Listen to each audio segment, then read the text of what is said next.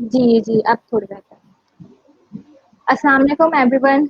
I hope कि हम live आ चुके हैं। यस। अस्सलाम वालेकुम एवरीवन। आयशा अज़ीज़ है। I am an organizational psychologist and a cofounder of अफ़ियंशिया consultancy. So, I am here again today with the third and last session. Last हमारे दो sessions हो चुके हैं. First with Dr. Bushra and the second with Dr. Kutia. And these two sessions were the best. तो आप लोगों की तरफ से हमें बहुत अच्छा रिस्पॉन्स मिला, हमें बहुत अच्छा फीडबैक मिला. And I am here today with my mentor. मुझे समझ नहीं आ रहा है कि मैं मैम के बारे में क्या अल्फाज यूज़ करूं, because she is the one जिन्होंने आज मुझे इस काबिल बनाया कि मैं यहाँ बैठ के बोल रही हूँ. लाइक यू गाइस, आपको यकीन नहीं आएगा कि मतलब मैं कुछ बच्चे ऐसे होते हैं जब वो अपनी स्कूलिंग या यूनिवर्सिटी में होते हैं कि एक टीचर उनको ऐसा मिलता है जो उनकी ज़िंदगी बदल देता है या उनके अंदर इतना पुट करता है, इतनी मोटिवेशन उनको देता है कि वो खुद कंसिडर करते हैं कि हाँ, मतलब उनको अंदर से फील होता है. तो मैं उसी तरह की थी, लेकिन ma'am ma'am Farah is such a sweetheart person. Doctor Farah, like I have no words for her, seriously. So let me introduce you to my guest, Dr. Professor Dr. Farah Iqbal, my teacher, my mentor, such a sweetheart person. And ma'am की तारीफ में मैं जितने अल्फाज कहूँ ना बहुत कम पड़ जाएंगे सच. तो हम आज का सेशन बिगिन करते हैं, लेकिन मैं पहले आपको डॉक्टर फरा का इंट्रो देने से पहले मैं आपको एक्सप्लेन कर दूं कि हमारा मेंटल हेल्थ अवेयरनेस के 3 सेशंस थे, जिसमें से हमारे 2 कंप्लीट हो गए. फर्स्ट में हमने जनरली मेंटल हेल्थ के बारे में बात की थी एंड सेकंड में हमने depression related issues among youth पे बात की थी. एंड आज जो हमारा टॉपिक होगा डिस्कशन के लिए वो एंजाइटी अमंग यूथ होगा और डॉक्टर फरा अपनी ब्रीफ करेंगे हमें उस बारे में. तो let's begin with the session. मैं डॉक्टर फरा का इंट्रो आपके साथ शेयर करती चलूँ. मैम को वैसे नीड नहीं है किसी इंट्रो की, लेकिन आप लोगों को पता लगे कि डॉक्टर फरा ने कितने अच्छे काम किए हैं और किस तरह उन्होंने इस्टेब्लिश किया है एक अपने आप को, और उसके अलावा अपने स्टूडेंट्स को उन्होंने कितनी सपोर्ट प्रोवाइड किया है. So let's begin. Professor doctor Farah Iqbal is sorry, I have some issue. Professor Dr. Farah Iqbal is the former chairperson of the Department of Psychology. She has done her PhD in psychology. She has been associated with the department since 2 decades. Also a trained teacher with MA degree. She also taught at various prestigious institutes such as Pakistan Navy, IBA, ZEBIS, Ikra University, TAS, Comics College, Commerce and MPA department in University of Karachi. Professor Dr. Farah Iqbal has been the head of examiner.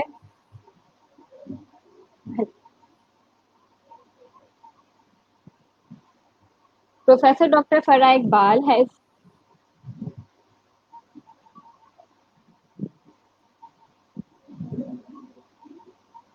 Aisha.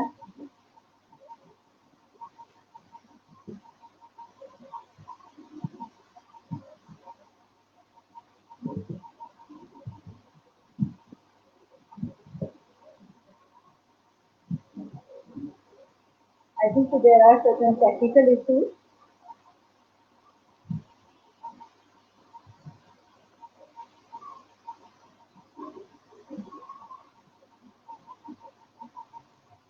sorry, I had some technical issues. I'm so sorry, ma'am. I'm so sorry, everyone. मेरे ख्याल में Ayesha, I think so we need cut over here my introduction. I think so you can just. No, ma'am. I'm so sorry. I had some technical issues. My internet gone. So, ma'am, let me introduce Ma'am Farah again. I'm so sorry, ma'am. No. Please just make it short because we may switch to the actual topic rather than introducing myself.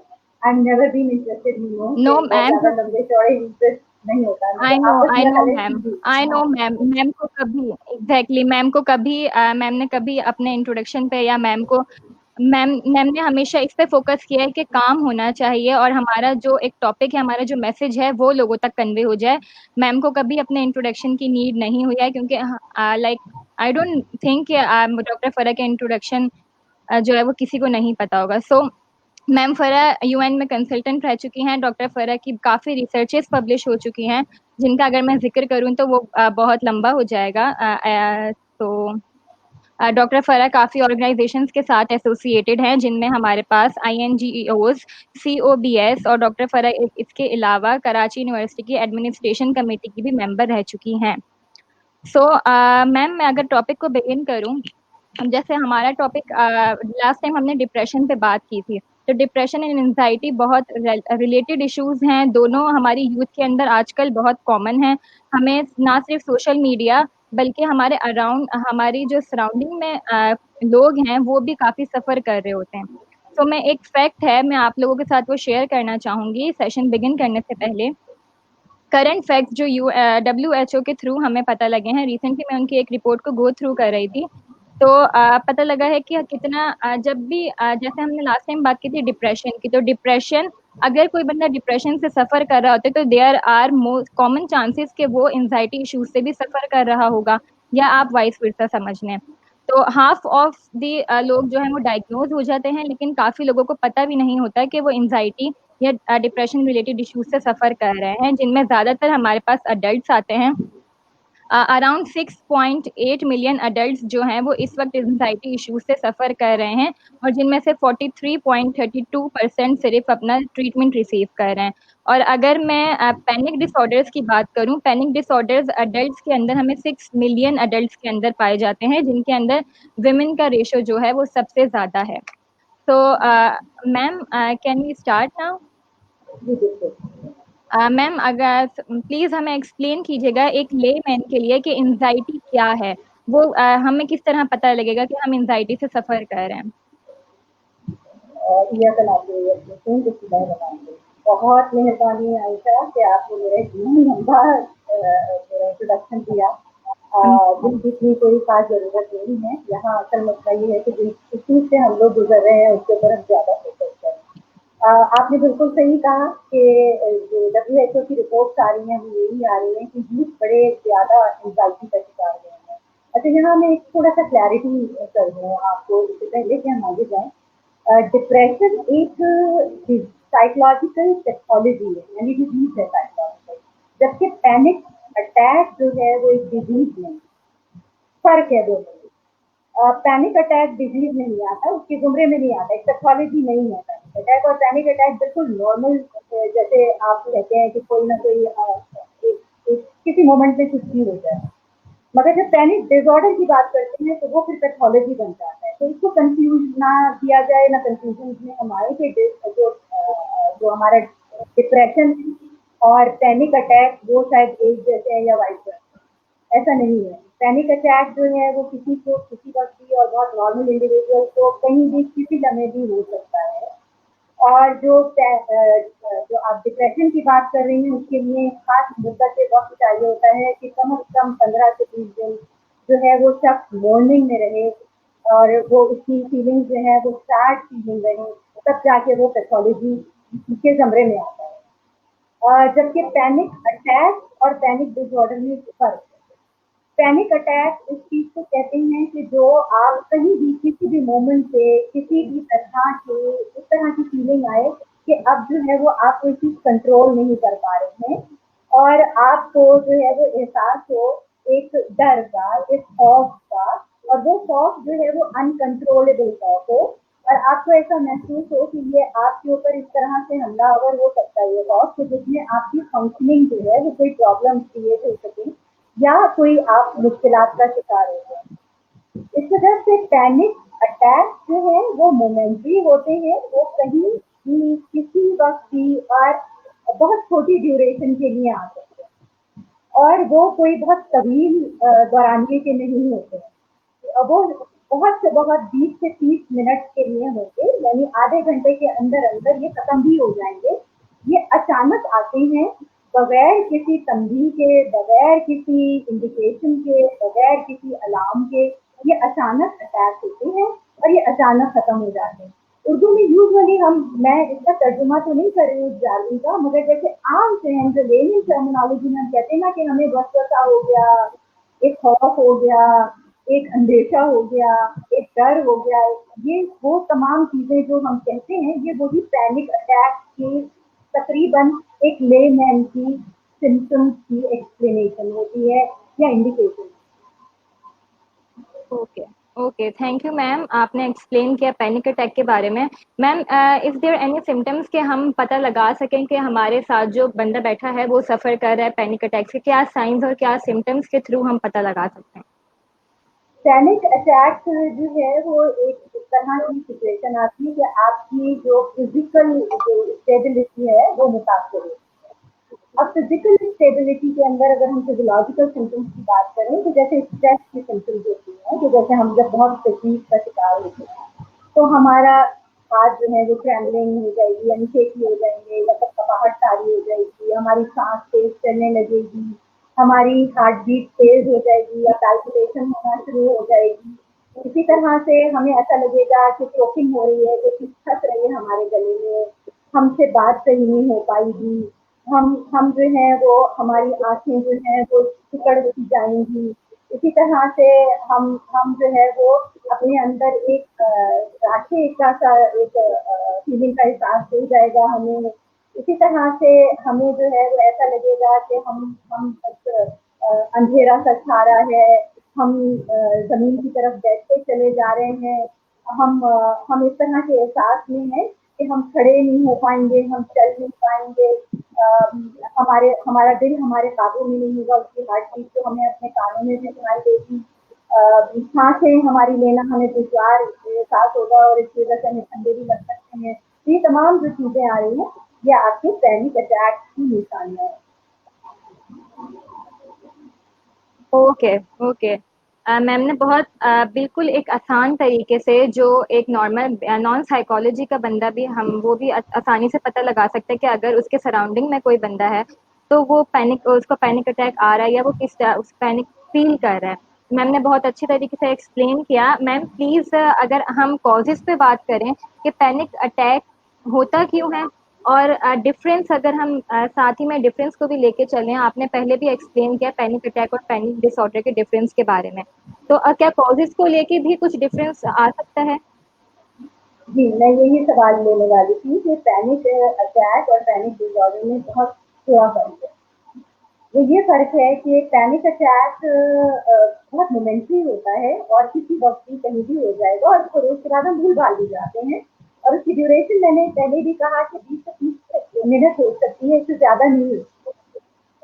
ये panic attack है जो कि गाहे बगाहे आपको हर एक को जो भी यहाँ तक मौजूद होगा उसको एहसास हो रहा होगा कि अरे ये तो सारी सिम्टम्स हमें भी मौजूद है, हमें भी खौफ होते हैं, हमें भी वसवसे आते हैं, हमारे साथ भी ऐसा होता है कि कभी कभी हम बिल्कुल ट्रेम्बलिंग होती है, हमें शेकिंग होती है, कभी हमारे जो हार्ट बीट की पैल्पिटेशन होना शुरू हो जाती है, हमारी सांसें रुकने लगती हैं, हम एकदम नींद से गड़बड़ा के उठ भी जाते हैं।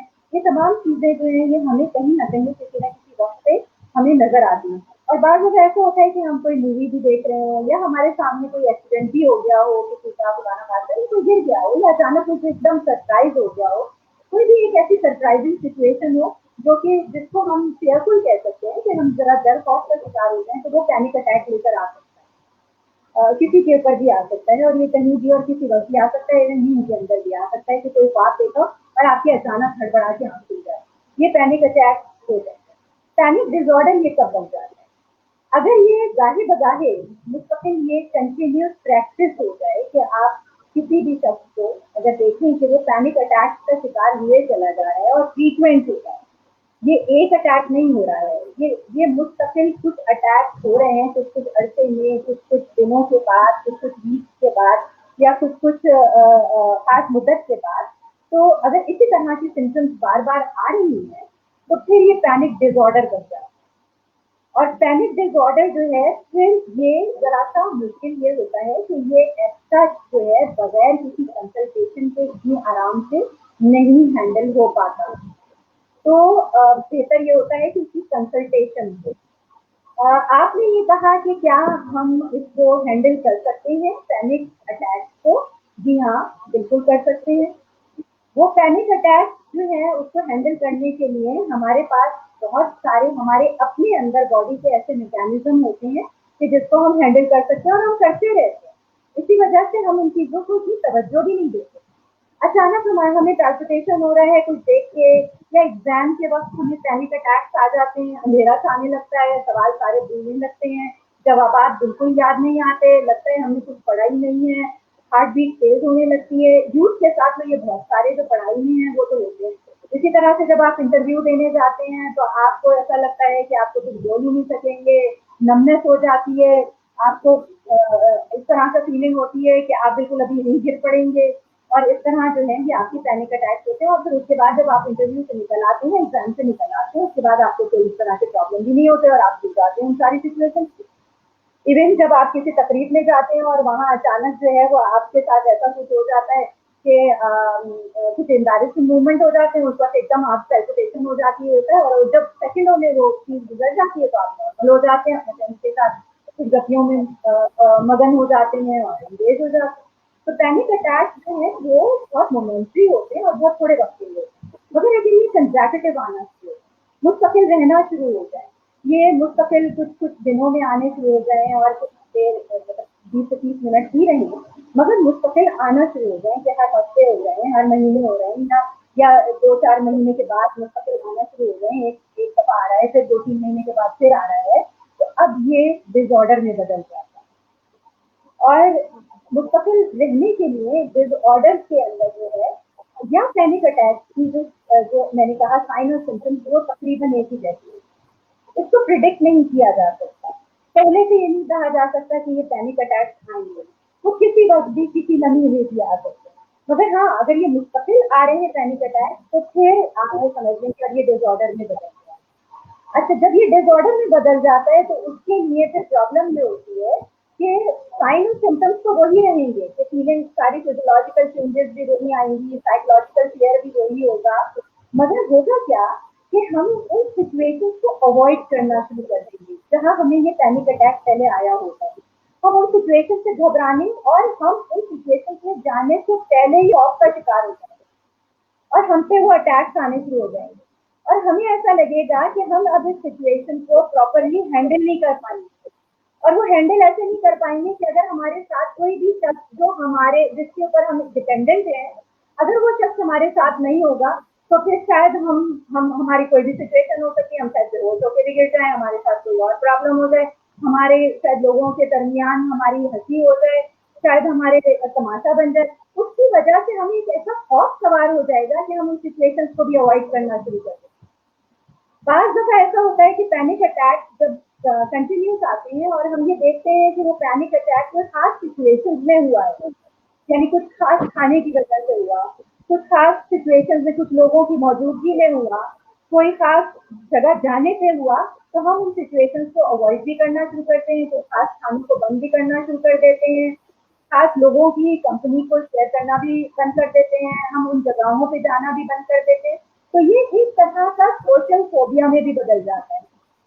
इसी तरह से कुछ ऐसे सिलसिले हो जाते हैं कि जहाँ हम एनक्लोज स्पेसेस हैं जो बंद जैसे होते हैं, कहीं अगर जो समझ लीजिए कि कुछ ऐसे एलिवेटर्स हैं, लिफ्ट में हम गए हैं, उधर जाने में हमें घबराहट होना शुरू हो जाती है कि अगर वहां हम होए तो हम फंस जाएंगे, तो हमारा क्या होगा। इसी तरह से हम एस्केलेटर्स पे चढ़ना, हमें खौफ आ जाता है कि अगर वहां हम गिर गए, हमें कोई खौफ हो गया तो हम क्या करेंगे, उधर हमारा पाँव फंस जाएगा या हम गिर जाएंगे। इसी तरह से जो एयरक्राफ्ट है, या हम गाड़ी में बैठे हुए हैं और चलती हुई गाड़ी में फिर क्या होगा हमारा, या हम जहाज में बैठे हुए हैं जहां हमें कोई एक्सेस नहीं होगा मदद का, तो हम क्या करेंगे। एनक्लोज स्पेसेस से भी एक डर खौफ होता है और इसको हम एगोरोफोबिया कहते हैं जिन चीजों को। तो वो जो है वो सोशल सिचुएशन के साथ भी हो सकता है और वो बंद जगहों में भी हो सकता है। सोशल फोबिया में ये होता है कि कोई खास लोगों की कंपनी में अगर आपको कभी कोई एक अटैक या एंजाइटी फील हुई थी, तो आप थोड़ी भी एंजाइटी फील हुई थी और वो कंटिन्यूस आपने अपने ऊपर कैरी कर ली कि अगर इन साथी या इन साहिबा के साथ जो है, या इन आंटी के साथ, या इन अंकल के साथ, या इन टीचर के साथ आपको कोई खौफ का इंटर नजर आया है, तो अब नेक्स्ट टाइम जब भी आप उसके पास जाएंगे तो आपको पहले से ही खौफ का जो इमोशन है या फीलिंग है वो तारी होना शुरू हो जाएगी। उस टीचर से खौफ आने लगेगा, उस इम्तहान से, उस कोर्स से, उस सब्जेक्ट से, या उस शख्स से, या उस अंकल से, या उस आंटी से, या उस शख्स से आपको खौफ आना शुरू हो जाएगा और आप पहले से ही उस एंजाइटी का शिकार हो जाएंगे। ये अब डिसऑर्डर में बदलना शुरू हो गया है। ठीक है, ये सोशल फोबिया भी होता है कि बाद बच्चों को जो है, हम यूथ की क्योंकि यहाँ बात कर रहे हैं, तो बाद लोगों को ऐसा होता है कि अपने आप को कॉन्फिडेंस नहीं होता और वो लोगों के सामने अपना पॉइंट ऑफ व्यू रखते हुए घबराते हैं और ज्यादा होते हैं। इसी तरह से आपने आयशा बहुत अच्छी तरह जानती होंगी कि आपके ग्रुप में भी कुछ ऐसे लोग थे, आपके आपके साथ भी कुछ ऐसे लोग थे जो प्रेजेंटेशन देते हुए उनको पहले से ही ठंडे पसीने आने शुरू होते थे, बहुत फ्लैशेस आ रही है, वो खौफ का उनका कार्य, उनसे कुछ बोला नहीं जा रहा है। अगर ये कंटिन्यूस रहता है तो एक दफा या 2 दफा देने के बावजूद फिर भी ये उनको फीलिंग्स रहती है, तो अब ये डिसऑर्डर बनता है। ठीक है, तो ओके, ये सोशल फोबिया हो जाता है। ठीक है मैम, आपने सोशल फोबिया और I think social phobia is somehow related to social anxiety, कि हम जब आपने जैसे बात की कि हम प्रेजेंटेशन देने जाते हैं, स्टेज एंजाइटी जो हमारे अंदर होती है कि हम स्टेज को फेस कैसे करेंगे, तो इस पे भी अगर हम थोड़ी सी, आपने बहुत अच्छा मैम एक्सप्लेन कर दिया सोशल फोबिया को।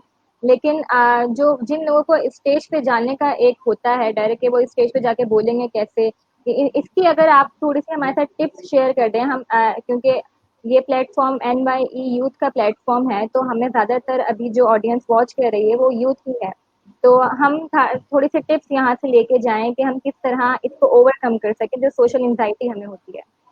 सही है। अच्छा, सिर्फ सोशल एंजाइटी की बात नहीं है, हर तरह की एंजाइटी को जब हम देखते हैं, उसकी साइन सिम्टम्स की हमने बात की, और अभी हम डिसऑर्डर से लंबी चीज हो जाती है।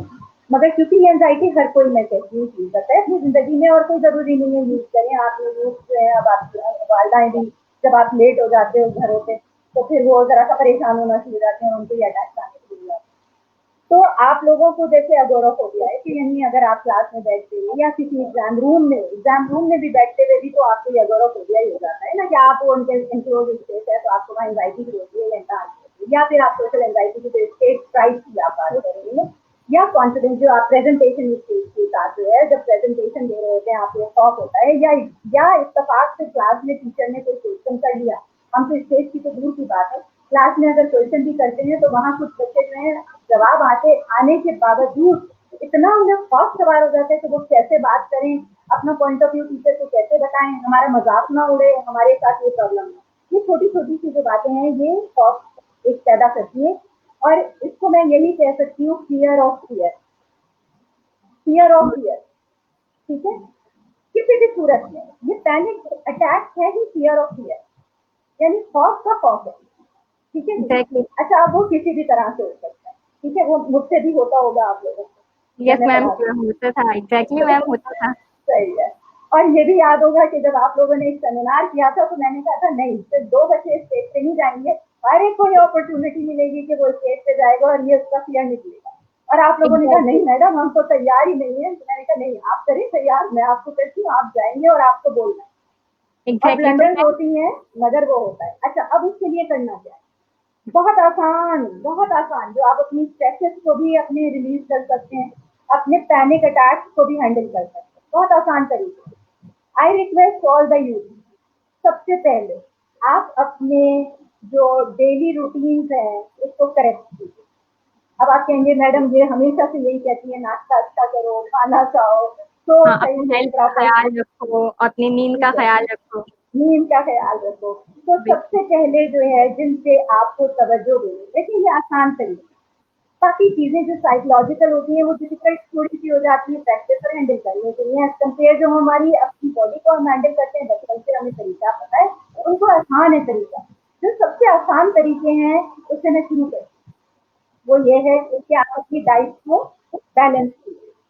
उसमें जैसे शुगर के कंटेंट्स हैं या हम्म। कैफीन के कंटेंट्स हैं, आप अपने कार्ब्स को मेंटेन कीजिए, आप अपने आयरन की डेफिशिएंसीज को मेंटेन कीजिए, आप अपने विटामिन को प्रॉपर लीजिए, आप अपने विटामिन डी और B12 को प्रॉपर लीजिए। बार दफा हमने कुछ ऐसी लो ब्लड शुगर हो जाते हैं या हम ज्यादा शुगर इंटेक हो रही होती है, जैसे चॉकलेट खाने से लगे हुए हो या कॉफी पीने से लगे हो या कैफीन का इंटेक ज्यादा हो गया है, इससे भी बार दफा इस तरह की सिचुएशन क्रिएट हो जाती है। बैलेंस डाइट अगर आप करते हैं तो बहुत सारी चीजें आपकी खुद ही बखुद बहुत बेहतर तरीके से आपकी बॉडी खुद ही ऐसी चीजें प्रोड्यूस कर देती है कि आप इन चीजों को हैंडल कर सकते हैं। अच्छा, अब डाइट के साथ साथ उसको रेगुलेट करने की भी जरूरत है कि बिंज ईटिंग को अवॉइड किया जाए। आप अपनी डाइट को अगर आप 3 दफा लेते हैं तो ठीक है, वरना आप 5 से 6 दफा या 7 दफा अपनी डाइट को एडजस्ट कर सकते हैं। अगर आपको एक दफा में डाइट नहीं पूरी आप हो सकते हैं बैलेंस, तो वो भी आप कह सकते हैं। इसके अलावा अब ये तो डाइट की बात आ गई कि अपने अपने विटामिन हैं, अपनी प्रोटीन्स हैं, उनके इंटेक को आप फॉलो कीजिए, कैफीन के इंटेक को और शुगर के इंटेक को और सॉल्ट के इंटेक को प्रॉपर बैलेंस से लेकर आइए, इससे बहुत कुछ बेहतर हो जाता है। इसके साथ साथ अब आप अपने स्लीपिंग पैटर्न को बेहतर कीजिए। आपकी स्लीप बेहतर होती है तो आपकी खुद ही बखुद बहुत सारी जो बॉडी के अंदर टूट फूट हो रही है वो खुद ही बहुत ठीक हो जाती है और आपकी बॉडी को एनर्जी दे देती है कि वो अपने हर तरह के इश्यूज को केटर करने के लिए बहुत बेहतर तैयार होती है। आप जैसे अपनी फौज को आर्म्स और एनिमेशन देके उन्हें बेहतर तरीके से ट्रेन करके उनको मदाफियत पैदा करते हैं, इसी तरह से आप अपनी बॉडी को अपनी स्लीप में मदाफियत पैदा करें। आपको अपनी स्लीप जो है वो कम से कम जो है 7 से 8 घंटे पूरी करनी चाहिए, हेल्दी स्लीप यही है। और कोशिश ये कीजिए कि दोपहर में 10 से 15 मिनट का आपको एक नैप टाइम लेना चाहिए, जिसमें कि बेशक आप ना सोएं मगर रिलैक्सिंग पोजीशन में आ जाए, जो आप दोपहर जो आपका मिड आता है, मिड डे आता है, उसमें आप 10 से 15 मिनट रिलैक्स हो जाएं और उस वक्त अपने सेल फोन को peaceful I request, cell phone को बंद कर दीजिए, बार बार देखना ना हो। रात में भी उसको सराहने ना ना रखिए कि उससे ये लगे कि आप जिंदाओं में हैं। सेल फोन से आप जिंदा नहीं हैं, आपकी सांसों से आप जिंदा हैं। इसके साथ काफी लोग साथ मैम इस पे भी जी मैम वो आपने आपको बताया वैसे जी जी वो हेलो आपकी स्लीप को डिस्टर्ब करता है। सेल फोन जो है वो आपकी स्लीप को डिस्टर्ब करता है और इस वजह से आप वो प्रिपरेशन में नहीं आती आपकी बॉडी जो उसको होना चाहिए तैयार सुबह जब आप काम करते हैं। ये तो दो चीजें बहुत सिंपल है। तीसरी चीज है कि आपको फिजिकल एक्सरसाइज करनी है। फिजिकल एक्सरसाइज के लिए कोई जरूरी नहीं है कि आप किसी जिम जाए। फिजिकल एक्सरसाइज जो है आप रूटीन की एक्टिविटीज में अपनी वॉकिंग, क्लाइंबिंग, स्किपिंग, साइकिलिंग, ये चीजें आप अपनी बढ़ाएं। देखिए यूथ जो है फुल ऑफ एनर्जी होती है, वो फुल ऑफ एनर्जी को किस तरह से यूटिलाइज करेंगे वो थ्रू एक्सरसाइज। जब आप एक्सरसाइज करते हैं तो आपके डाइवर्जन ऑफ थॉट होती है। डाइवर्जन ऑफ थॉट आपको जो है वो हेल्दी लाइफ स्टाइल की तरफ और ऑल्टरनेटिव की तरफ लेकर आता है। वो उसी एंजाइटी में काउच पोटैटो बने हुए टीवी के सामने बैठे हुए या सेलफोन को हाथ में लिए हुए जब आप बैठेंगे तो उसी तरह की खबरें, उसी तरह की इंफॉर्मेशन आप रिट्रीव कर रहे होते हैं जो कि आपको और प्रोवोक करती है इस एंजाइटी में। तो बेहतर है कि आप अपनी थॉट्स को डाइवर्ट करें। थॉट्स को डाइवर्ट करने के लिए exercise is a very good technique. अगर आप बहुत ज्यादा फिजिकल एक्सर्शन के बिल्कुल फेवर में नहीं होते और आप कहते हैं ये क्या मुश्किल है कि मैं आप साइकिलिंग करूँ या स्किपिंग करूँ या मैं क्लाइंबिंग करूँ या वॉकिंग करूँ, बेहतर होता है कि वो करें, ज्यादा बेहतर है। उससे आपके 80 to 90% प्रॉब्लम सॉल्व होते हैं। मगर अगर आप मेडिटेशन करते हैं, आप योगा करते हैं, आप उस तरफ भी जाते हैं, वो आपको पीस ऑफ माइंड देगा कि आपको फोकस करना आ जाएगा कि प्रॉब्लम क्या है। एक्चुअली पैनिक जो है वो या कोई भी डिसऑर्डर, यहाँ सिर्फ मैं पैनिक की बात नहीं कर रही हूँ, कोई भी डिसऑर्डर जो है वो आपके नॉन फोकस होने की वजह से या ना ऑल्टरनेटिव जो आपके पास है वो ना होने की वजह से या कम ऑल्टरनेटिव होने की वजह से आपको आता है। जब आप अपनी थॉट्स को डाइवर्ट नहीं कर पाते तो आपको ये सारे मसाइल पहाड़ों की तरह से लगते हैं जिनको अबूर करना बहुत मुश्किल हो जाता है और ये जो है वो आपके वो माउंट एवरेस्ट और केटू बन जाता है। तो इन चीजों के लिए आपको ऑल्टरनेटिव से काम करना है। ऑल्टरनेटिव के लिए हमारे पास एक बहुत अच्छी चीज और एक्सरसाइज होती है जो हम सबको बताते हैं, वो है जर्नलिंग। आप अपने थॉट्स को लिखना शुरू करें, क्योंकि असल में मसला ये होता है कि हमें स्ट्रेस होता है तो एंजाइटी की तरफ जाएंगे, एंजाइटी होगी तो स्ट्रेस होगा।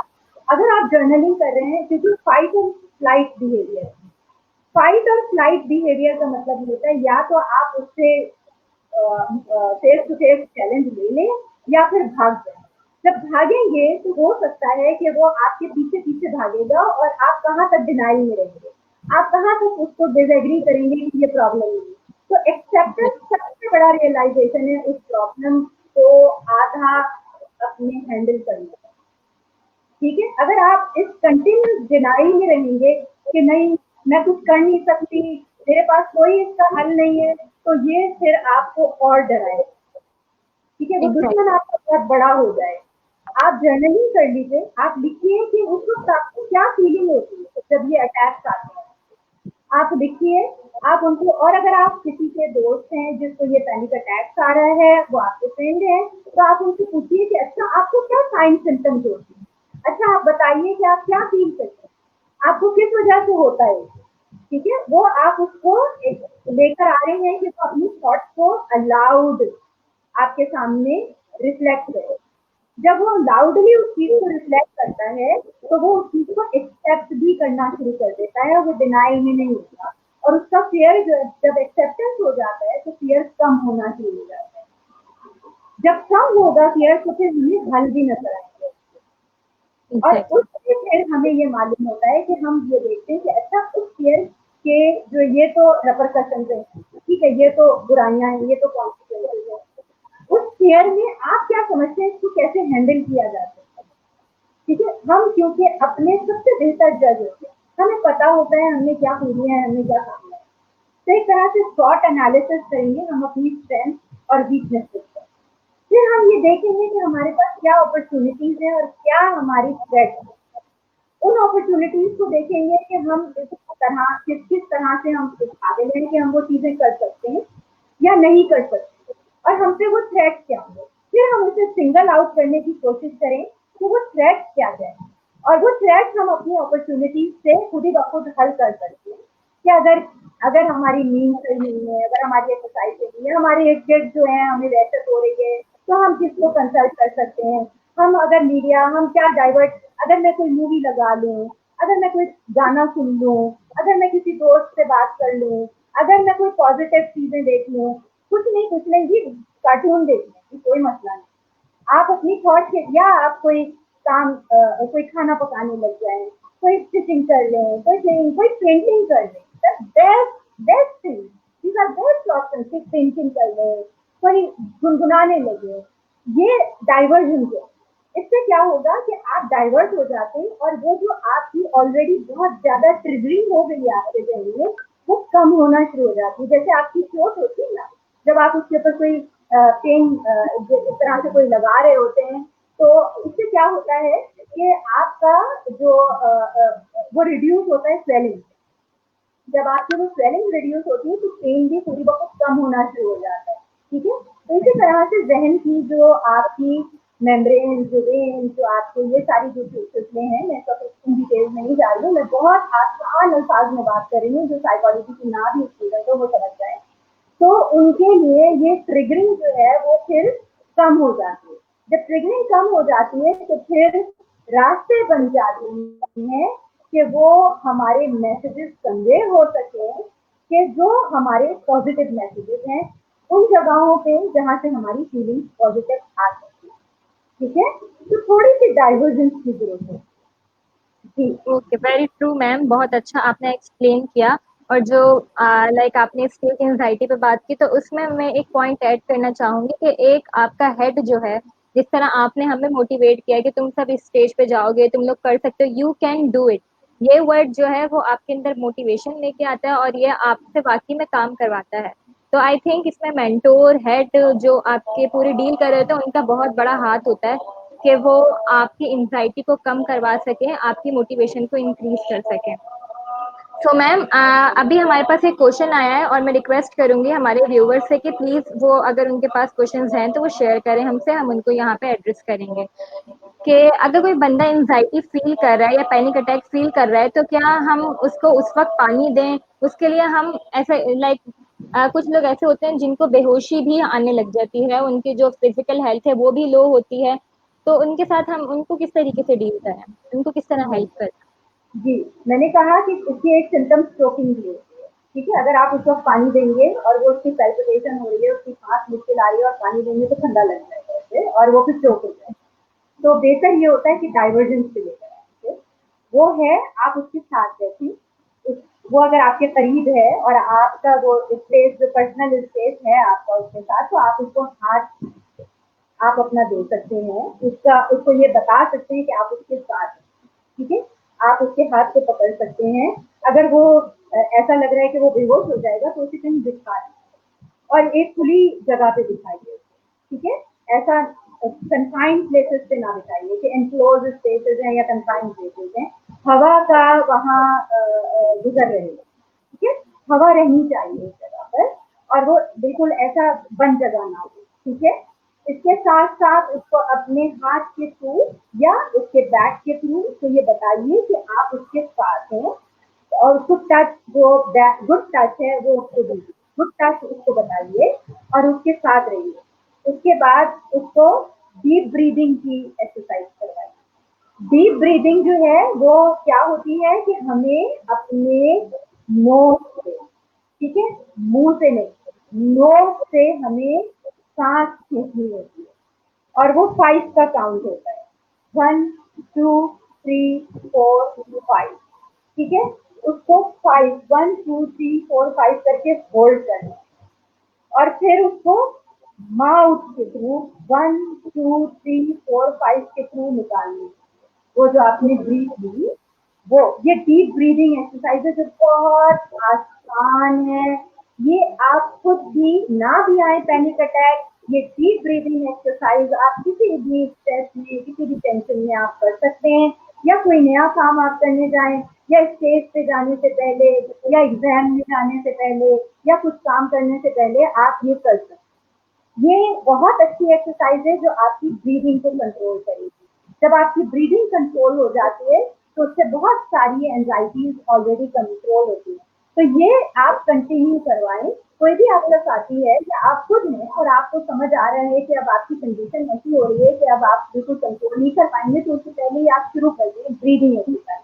और अगर आपका फ्रेंड है तो आप उसके साथ बैठ के टच के साथ उसके साथ खुद ही प्रैक्टिस करें, डीप ब्रीदिंग की खुद भी प्रैक्टिस करें और उसे भी बताएं। वो नहीं शुरू में सही से कर पाएगा, उसकी सांस रुक रही होगी, मगर आहिस्ता आहिस्ता वो इन चीजों को करना शुरू कर देगा। 1 2 3 ही करेगा, मगर उसके बाद कोई बात नहीं है, फिर उसके बाद 3 के बाद आप 4 के ऊपर भी आ सकते हैं और 5 के ऊपर भी आ सकते हैं। तो Aahista Aahista trial and error के थ्रू डीप ब्रीदिंग आप करवा दें। उसके बाद एक तो एक्सरसाइज ये है डीप ब्रीदिंग। डीप ब्रीदिंग के साथ साथ जब आप देखते हैं थोड़ा सा मैनेजेबल हो गया है, तो अब उसके पोजिशन बदलिए। अगर वो बैठा हुआ है तो उसकी पोजीशन जो है, और डीप ब्रीदिंग से थोड़ा सा वो बेहतर हो गया है तो थोड़ा सा उसे खड़ा कर दीजिए। और कोई इस तरह के फिजिकल पॉस्चर्स में आप और वो, जैसे मिररिंग कहते हैं ना कि हम एक दूसरे को मिरर कर रहे हैं, कि वो और आप एक ही तरह के पॉस्चर्स में पाँव उठा लें, एक फिर दूसरा पाँव उठा लें, हाथ को ऊपर लिफ्ट कर लें, उससे भी कहें तुम भी हाथ को लिफ्ट करो, उस दूसरा हाथ लिफ्ट कर लें। फिर ये क्या है, ये डाइवर्जन है। ये डाइवर्जन, ये आपको बहुत फनी लग रहे होंगे कि मैडम क्या बातें कर रही है, मगर ये डाइवर्जन, ये यूं डाइवर्जन है कि उसकी थॉट डाइवर्ट हो रही है, वो दूसरी तरफ जा रही है। वो कह रही है ये क्या है, मकाना बात है, हाथ ऊपर कर लो नीचे कर लो। अब वो जो उसका पैनिक था ना, वो थोड़ा सा कम होना शुरू हो गया। आपको यही तो चाहिए, बस ये मोमेंट होता है। और ये बहुत छोटी छोटी सी चीज है, ये आप अपने लिए भी कर सकते हैं।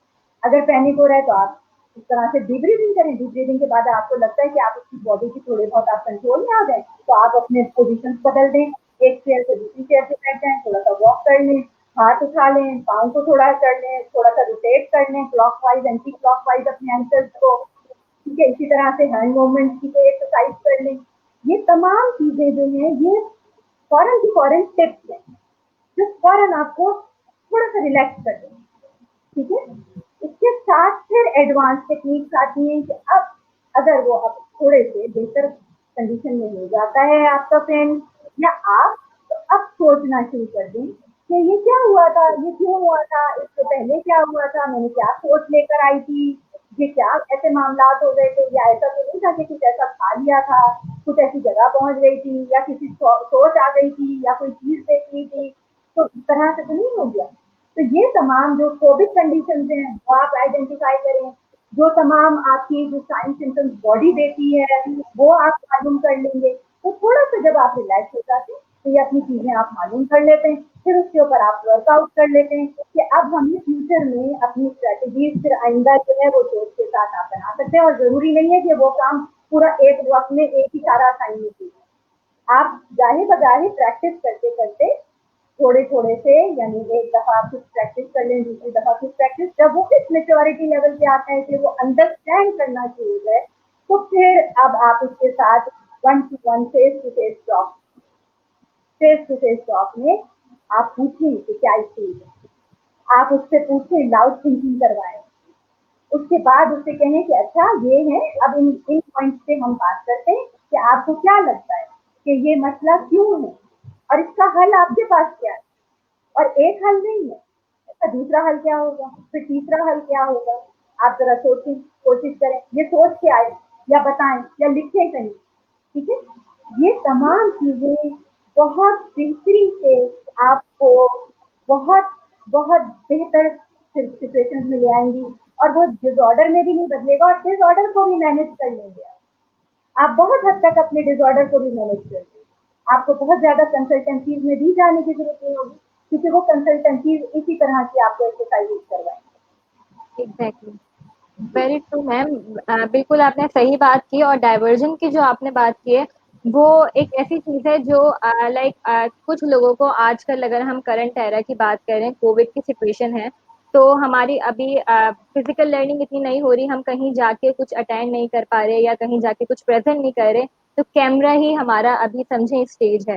तो आजकल लोगों को कैमरा एंजाइटी भी होती है, तो एक प्रैक्टिस का भी हम वो कर लें कि भाई प्रैक्टिस हम पहले कर लेते हैं। हम लाइक मैम फरा ने भी हमें यही सिखाया था जब हमारी प्रेजेंटेशन वगैरह होती थी कि एक मिरर प्रैक्टिस कर लो जाके, प्रेजेंटेशन से पहले शीशे के सामने जाके बोलो और वहीं आपकी ऑडियंस है। तो वो आपने, तो हमारे पास एक सवाल आया था कि हम किस तरह स्टेज एंजाइटी को ना कम करें, तो मैम ने पहले ही उस चीज़ को एक्सप्लेन कर दिया कि हम एंजाइटी को किस तरह, stage anxiety, presentation anxiety, exam anxiety, इन सबको किस तरह कंट्रोल कर सकते हैं। और डाइवर्जन और जो मैम ने ब्रीथिंग की एक्सरसाइज बताई, इट इज़ वेरी यूजफुल, मैं भी उसको करती हूँ। लाइक अभी ऑल आर ह्यूमन और हमें कहीं ना कहीं हम सभी कहीं ना कहीं स्टक हो जाते हैं। तो या फिर आप सबसे बेहतर ये समझ लेंगे, जब हम किसी मार्केट जा रहे हैं, मॉल जा रहे हैं, वहां पे रश है, वो आपके अंदर एक एंजाइटी क्रिएट कर रहा है, तो वहां पे भी आप कहीं कोने में जाके अपनी ब्रीथिंग एक्सरसाइज करें। जब आपको लगे कि आप थोड़े कंट्रोल में आ गई है आपकी हालत, तो फिर आप पानी वगैरह जैसे मैम ने एक्सप्लेन किया तो वो पिए। तो जी, मैं यहाँ आयशा थोड़ा सा और इसको एक्सप्लेन कर देती हूँ, थोड़ा सा, अगर आपके पास थोड़ा टाइम है तो।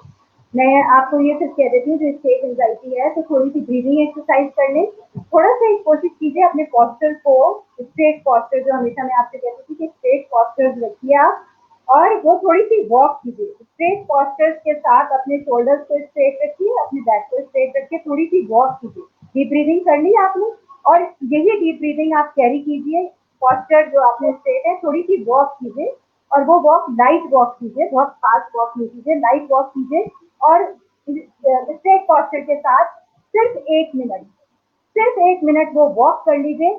आप यकीन मानिए, इतना कॉन्फिडेंस आप में बिल्ड हो जाएगा। देखिए, मैं अपनी जो है ना वो जो हमें अपनी क्लिनिक, और मतलब मैं अपने दूसरे साइकोलॉजिस्ट की क्लिनिक बंद करवाने के चक्कर में लगी हुई हूँ शायद यहाँ, कि मैं आपको वो टिप्स दे रही हूँ जिससे आप बहुत आराम से मैनेज कर लेंगे।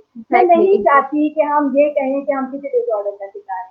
तो आप ये छोटी छोटी सी अगर टिप्स को आप फॉलो कर लेंगे, यकीन मानिए आप बहुत बेहतर हो जाएंगे। स्टेज फ्राइट के लिए अगर जब आप फिजिकल सेटिंग में जब जाएंगे, तो पहले से उस स्टेज पे थोड़ी सी 15-20 मिनट, अगर आपको याद होगा तो हमने एक ऑडिटोरियम खुलवाया था और हम आपसे कहते थे रॉस्ट्रम पे खड़े होकर, ये थोड़े आप घर में तो मिररिंग कर रहे हैं, मिरर में कर रहे हैं, मगर वहां पर भी जो जगह है उससे पहले ही, अगर आप किसी इंटरव्यू के लिए जा रहे हैं तो उस ऑफिस का थोड़ा सा पहले से चक्कर एक लगा के बाहर से अंदर से थोड़ा सिचुएशन देखने के वहां क्या है। और कभी भी बहुत कलफ वाले कपड़े पहन के या बहुत सारी नई चीजें, नए हेयर टू के साथ आप जाएंगे तो ज्यादा एंजाइटी में होंगे।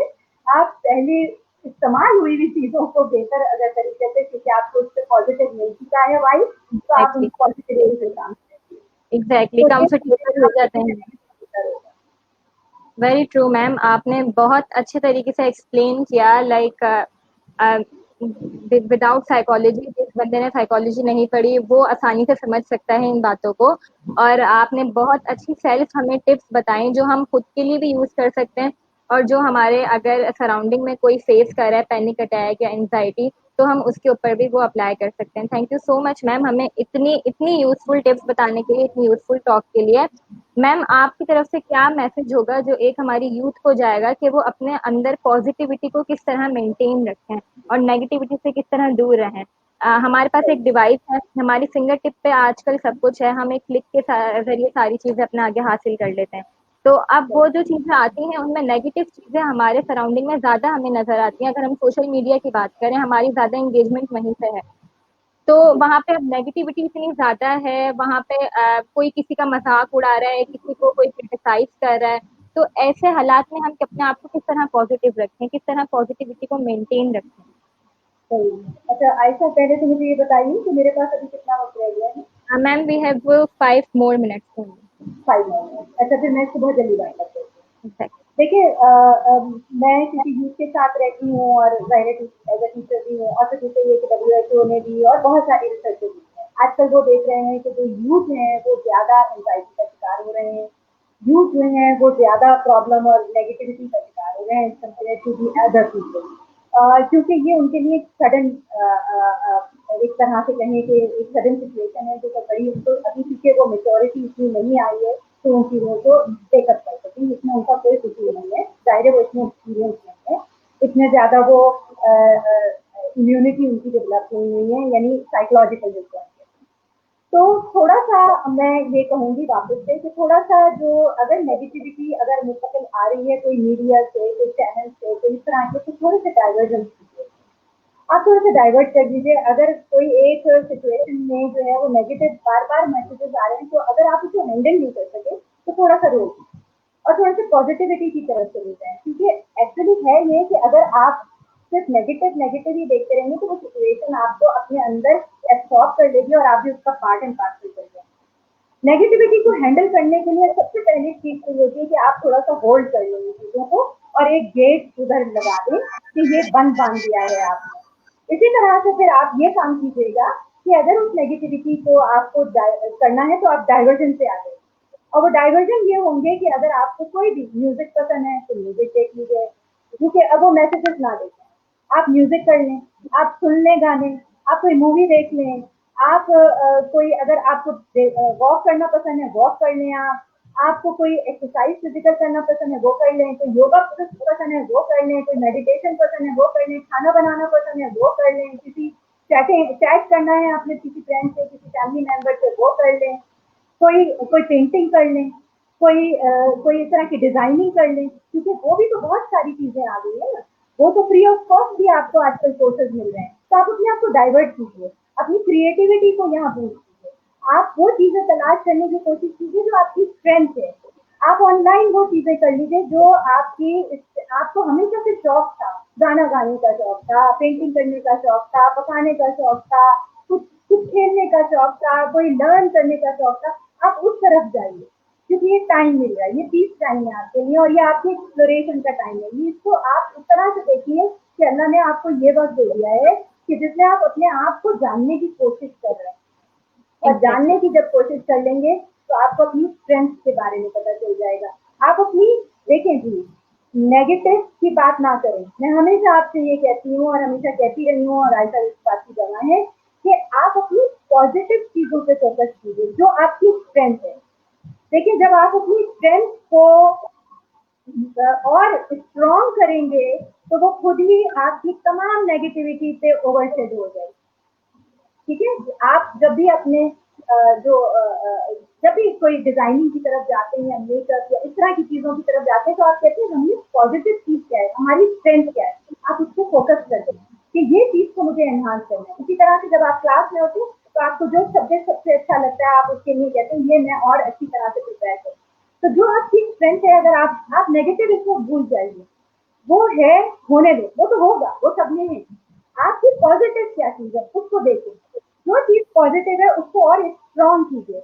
वो तनाव जब दरख्त बन जाता है ना तो नीचे वाली घास होती है ना छोटी छोटी, तो खुद ही ब खुद खत्म हो जाती है, वो खुद ही ब खुद खत्म हो जाएगी, लोगों को नजर ही नहीं आएगी, वो सब तमाम खामियां आपकी खत्म हो जाएंगी। और वो जो एक पॉजिटिव चीज होगी आपकी, वो आपकी तमाम बुराइयों के ऊपर छा जाएगी और आप वेरी उससे पहचाने जाएं, आपकी पहचान बन जाएगी। तो प्लीज नेगेटिव को छोड़ के अपने पॉजिटिव चीज पे इसका फोकस नहीं, चाहे वो एक ही क्यों ना हो और नेगेटिव 1000 ही क्यों ना हो। जो पॉजिटिव चीज है उसके ऊपर फोकस कीजिए, उसको इतना स्ट्रॉन्ग बना लीजिए कि वो खुद ही आपको एनर्जी देना शुरू हो जाएगी। इसमें कोई रॉकेट साइंस नहीं है। वो जो टिप्स दी हैं वो आप प्लीज कीजिए, और अगर बहुत ज्यादा प्रॉब्लम है तो फिर कंसल्टेंसी की तरफ आपको जाना है। एग्जैक्टली, वेरी ट्रू मैम, आपने बिल्कुल सही कहा कि हमें अपनी एक पॉजिटिव चीज़ के ऊपर ही काम करना चाहिए। और लोगों की क्रिटिसाइज अगर हमें कोई कर रहा है, मुझे आज तक याद है हमारी क्लास थी, आई थिंक मैम हमारी एचआर की क्लास चल रही थी, और हम भी कुछ इसी तरह के इश्यूज पे बात कर रहे थे, तो मैम जो है हमें क्लास में हमेशा लाइफ लेसन देती हैं। हमें जो एक बुकिश नॉलेज जो है वो तो हमें मिलती ही है, वो हम पढ़ते ही हैं, लेकिन मैम ने हमेशा हमारी हेल्प की है कि हम असल ज़िंदगी में जाके किन चीज़ों को फेस करेंगे और उनको किस तरह हमने डील करना है, इसका मैम ने हमें हमेशा से सिखाया है। तो मुझे आज तक याद है हमारी क्लास हो रही थी तो मैम ने बताया कि लोग आपकी टांग खींचते हैं, लोग आपको क्रिटिसाइज करते हैं। तो अब बहुत अच्छी बात मैम ने कही थी और आज तक मुझे याद है, और मेरे बारे में अगर मुझे कहीं से कुछ नेगेटिव चीज़ पता लगती है तो वो बात मेरे दिमाग में आ जाती है, और वो यकीन ना करें मुझे बहुत हेल्प करती है। तो मैम ने कहा था कि अगर कोई आपकी टांग खींचता है तो आप ये सोचें कि आप इतना ऊपर पहुंच गए हैं कि वो नीचे बैठ के आपकी टांग खींच रहा है। तो ये चीज़ जो मैम ने बताई थी, ये हमारी पूरी क्लास, हम क्लास खत्म होने के बाद इस चीज़ को डिस्कस कर रहे थे सारे, कि यार ये तो बहुत अच्छी बात है, वाकई में टांग तो एक हमारी और नीचे एक में और जी। बात ऐड करूंगी आयशा कि टांग जो खींच रहा होता है, या तो उसे आपके पाँव में नीचे कदमों में बैठना पड़ेगा तो खींच सकेगा, या उसे कहीं झुकना पड़ेगा तो आपकी टांग खींच सकेगा, या फिर आप बहुत ऊपर होंगे और वो नीचे होगा, तो यानी है वो नीचे ही आपसे। जो आपकी टांग खींच एग्जैक्टली, रहा है, जो लेग पुलिंग कर रहा है, वो आपसे नीचे है, वो आपसे ऊपर नहीं है। वेरी तो ट्रू फिर मैम। आपको कॉन्फिडेंस होना चाहिए कि आप ऊपर। तो मैम एग्जैक्टली, अब कहीं से भी मैं सबको यही मैसेज देना चाहूंगी कि अगर आप अपने बारे में कुछ नेगेटिव बात सुने, या कहीं से आपको पता लगे मेरे इस दोस्त ने ये बात की है, तो बोले हाँ तो मैं हूँ ही ऐसी, मेरे तो इतनी ऊपर हूँ कि देखो वो नीचे बैठ के मेरी बुराई कर रही है। तो ये चीज़ आपकी बहुत हेल्प करेगी, आप पॉजिटिव रहें। Thank you so very much ma'am, आपने हमारे लिए टाइम निकाला। इतना बिजी स्केड्यूल है मैम, तो मैं आप लोगों के साथ शेयर करूं, मैम यूनिवर्सिटी में हमें पढ़ाती तो हैं, प्रोफेसर हैं, उसके अलावा मैम के अदर भी टास्क होते हैं जिनको वो देख रही होती हैं, और उसमें हमारे लिए मैम ने टाइम निकाला। Thank you so much ma'am, national youth empowerment को आपने अपना टाइम दिया, हम बहुत ऑब्लिग्ड हैं, हम बहुत शुक्रगुजार हैं आपके। मैं एंड बहुत शुक्रिया अदा करना चाहूँगी यहाँ नेशनल यूथ एम्पावरमेंट प्रोग्राम के जो भी हैं ऑर्गेनाइजर्स हैं, और मैं बहुत राजे तहसीन पेश करना चाहूँगी उन लोगों को कि इतनी मेहनत कर रहे हैं आप लोग, इतना अच्छा कर रहे हैं, यूथ के लिए सोच रहे हैं आप। मैं हर तरह से आपकी सपोर्ट में हूँ मौजूद, जो भी मुझसे आप चाहते हैं जिस तरह से भी कोऑर्डिनेशन में करने को तैयार हूँ, क्योंकि यूथ जो है वो हमारी आगे की उम्मीद है। हम तो अब गुजर गए, टाइम निकाल लिया है, मगर यूथ है जो हमारी आगे की उम्मीद है, और इन्हीं पे हमारा नेशन बिल्ड करना है। तो हमारी यूथ स्ट्रांग होगी तो हमारा नेशन खुद ही स्ट्रांग होगा, और हमारी यूथ बहुत अच्छी है, बहुत बहुत पावरफुल, बहुत स्ट्रांग, बहुत क्रिएटिव है, और हम वहाँ मौजूद हैं, हम हाजिर हैं आप लोगों के लिए। आप लोगों को बहुत आगे जाना है, और आप लोग पहुंच भी रहे हैं, आपके सितारों पे कमन है, आप लोग नासा में भी पहुंच गए हैं, आप लोग इंटरनेशनल भी फेम हो गए हैं, कहाँ कहाँ आपने झंडे गाड़ दिए हैं। My all good wishes are to you people. I am very happy and very delighted कि आप लोगों ने मुझे इनवाइट किया, मेरे लिए ऑनर है, शुक्रिया और बहुत मेहरबानी। Thank you so much ma'am, thank you so much, और आई होप कि हमारी जो ऑडियंस है उन्होंने की पॉइंट्स मैम के इतने अच्छे, हम जो टॉपिक पे बात कर रहे थे वो तो मैम ने एक्सप्लेन किया ही, लेकिन आप लोगों को एक जो टिप्स मैम ने शेयर की कि हम लाइक बिफोर हम किसी डॉक्टर के पास जाने से पहले हम अपने आप को स्टेबल तो करें कि हम डॉक्टर के पास जा सकें। तो वो टिप्स मैम ने बहुत अच्छी हमसे शेयर की, और एंड में जो मैम ने बात कही कि हमें कंसल्ट भी करना है, हमें सारी चीज़ें नीम हकीम खतरा जान नहीं बना लेना अपने लिए। हमें अगर चीज़ हमसे कंट्रोल नहीं हो रही सारी टिप्स करने के बाद, तो हमें जाना है, हमें जाके बात करनी है, हमें किसी साइकोलॉजिस्ट, साइकेट्रिस्ट, जो भी आपकी हालत है आप वो जाके डिस्कस करें, बताएं, शेयर करें। जब तक शेयर नहीं करेंगे अंदर आपके भरती रहेंगी चीज़ें, और फिर आपके लिए वो बहुत ज़्यादा प्रॉब्लम क्रिएट करेंगी बाद में जाके। तो thank you all of you, हमारी सारी ऑडियंस का जिन्होंने हमारे 3 सेशंस में साथ दिया। आपके क्वेश्चंस आई होप हमने सब आंसर कर दिए होंगे, and if you have any other question आप हमें वो ईमेल कर सकते हैं, हम मैम तक वो पहुंचा देंगे और हम उनके आंसर भी कर देंगे। So thank you so much again ma'am, I hope के आपके साथ हमारा, आपका और हमारा साथ ऐसे ही रहे, और हम नेक्स्ट टाइम भी इसी तरह यूथ की और अपनी नेशन की हेल्प कर सकें। थैंक यू सो ठीक मच है। Ma'am, Allah Hafiz all of you. Thank you.